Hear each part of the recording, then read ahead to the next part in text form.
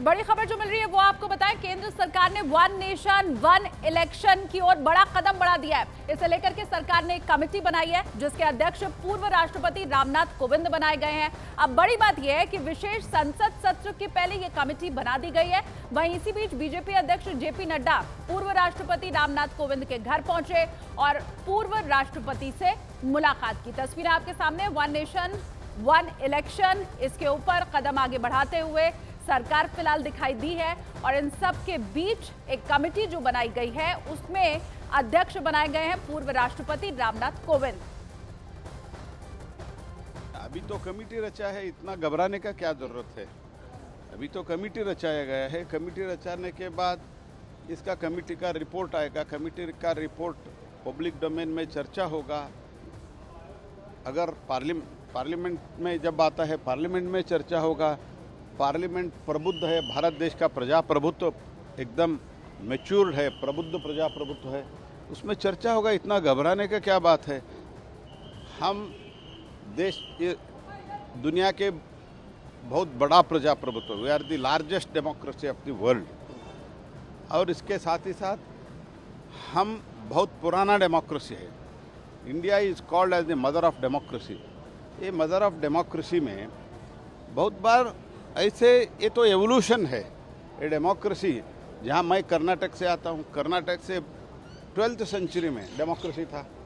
ऐसे भारत के कई प्रदेशों में democracy 12th century, 11th century, 8th century से डेमोक्रेसी है। ये डेमोक्रेसी भारत में एक एवोल्यूशन है। ये एवोल्यूशन में अभी नया नया जो विषय आता है देश के हित में, उसका तो चर्चा तो करना चाहिए। तो चर्चा करने के लिए कमेटी रचा दिया गया है। तो इसका अर्थ ये नहीं है कि कल से ही हो जाएगा, ऐसे तो हमने थोड़ी कहा है।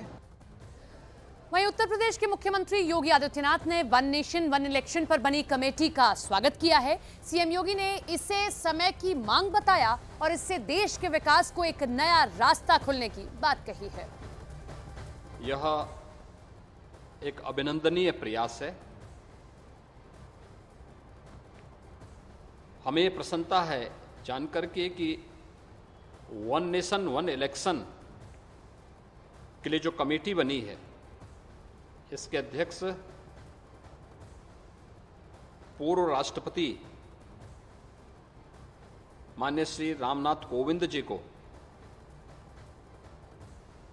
की अध्यक्षता में बनी है। इस अभिनव पहल के लिए मैं देश की सबसे बड़ी आबादी के राज्य उत्तर प्रदेश की जनता की ओर से आदरणीय प्रधानमंत्री जी का हृदय से आभार व्यक्त करता हूं। वन नेशन वन इलेक्शन ये आज की आवश्यकता है और ये इसलिए भी महत्वपूर्ण है क्योंकि मैं उत्तर प्रदेश जैसे राज्य की दृष्टि से भी देखता हूं, बार बार इलेक्शन विकास के कार्यों में बाधा पैदा करती है। क्योंकि इलेक्शन की एक प्रक्रिया को कम से कम 1.5 महीने का समय लगता है और 1.5 महीने का यह कार्यकाल विकास की सभी प्रक्रिया को या नए नीतिगत निर्णय लेने में, विकास की प्रक्रिया को तेजी से आगे बढ़ाने में कहीं ना कहीं बाधक हो जाती है। इसके लिए आवश्यक है कि लोकसभा, विधानसभा और अन्य सभी प्रकार के इलेक्शन को एक साथ हम आयोजित करें। एक बेहतरीन पहल हुई है। यह न केवल विकास के लिए बल्कि लोकतंत्र की समृद्धि और लोकतंत्र की स्थिरता के लिए, जो प्रत्येक नागरिक के जीवन में खुशहाली लाएगा, उसके लिए यह एक अभिनंदनीय पहल है। मैं इसका स्वागत करता हूं। वहीं बीजेपी सांसद राज्यवर्धन सिंह राठौड़ ने वन नेशन वन इलेक्शन का समर्थन किया है। इसके साथ ही उन्होंने कहा कि वन नेशन वन पोल ये कोई नई बात नहीं है, इसके ऊपर लगातार विस्तृत चर्चा हो चुकी है।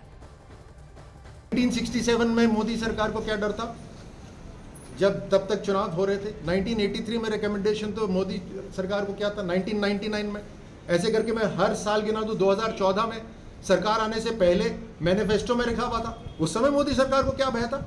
हमने तो इलेक्शन मैनिफेस्टो में रख दिया था उसी समय। कहां की बात कर रहे हैं? जो डरता है उसे डर ही दिखाई देता है। ये डरपोक है सारे के सारे, क्यों नहीं आ जाते मैदान के अंदर इस देश की भलाई के लिए? वहीं महाराष्ट्र के मुख्यमंत्री एकनाथ शिंदे ने वन नेशन वन इलेक्शन का समर्थन किया है और कहा कि हर चुनाव में जो पैसा खर्च होता है उसकी बचत होगी इसके जरिए। सही माने थे वन नेशन वन इलेक्शन, ये इसका मैं स्वागत करता हूं और इसकी वजह से जो हर चुनाव में लोगों के पैसे खर्च होते हैं इसमें काफ़ी बचत हो सकती है और ये पैसे जो है लोगों के स्कीम के लिए, रिफॉर्म्स के लिए काम आ सकते हैं। और ये जो भी आदरणीय प्रधानमंत्री जी, केंद्र सरकार अभी तक जो निर्णय लिए हैं, लोगों के हित के निर्णय लिए, लोगों के फायदे के निर्णय लिए, इसलिए तो देश की तरक्की हो रही है और इसलिए ये इसका भी हम स्वागत करते हैं। और वहीं महाराष्ट्र के डिप्टी सीएम देवेंद्र फडणवीस ने भी वन नेशन वन इलेक्शन का समर्थन किया है और इसे देश के लिए सही बताया।